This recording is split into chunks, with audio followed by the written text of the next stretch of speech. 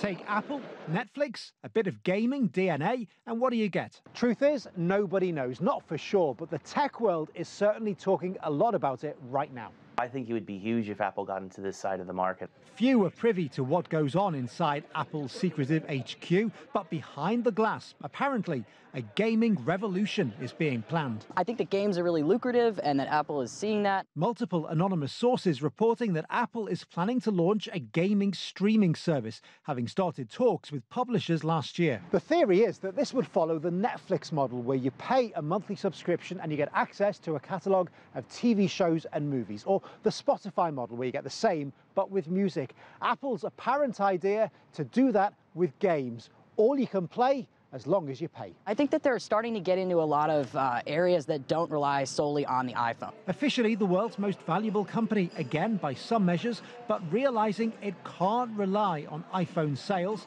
in a saturated marketplace and when it's not taking over China in the way it had hoped. The iPhone X is really expensive right now, and people are trying to hang on to that as long as they can without replacing it. And that means that Apple's revenue is going to kind of slow a little. So they're trying to find another way to sort of, supplement that. Which is where services come in, charging for things like cloud storage, apps, mobile payments, insurance, that kind of thing. On top of that, original TV programming, we know that's in the works, and apparently also a subscription model for its news service, set to launch very soon. They know that investors love subscriptions. I mean, subscriptions really get investors going when it comes to, putting more money into acquisitions or things like that. The App Store has been a huge success for Apple. It made more than $1 billion over the holiday season, more than $322 million on New Year's Day alone. We get a whole new section of gamers that are just untapped and are waiting to be catered to.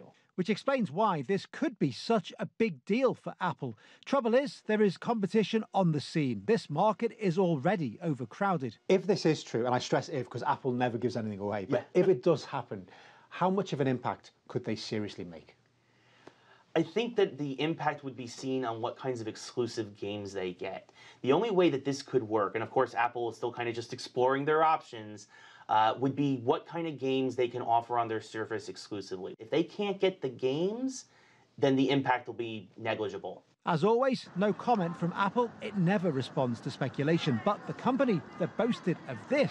Today, Apple is going to reinvent the phone. Hoping apparently to reinvent this too and win. Phil Lavelle, CGTN, Los Angeles.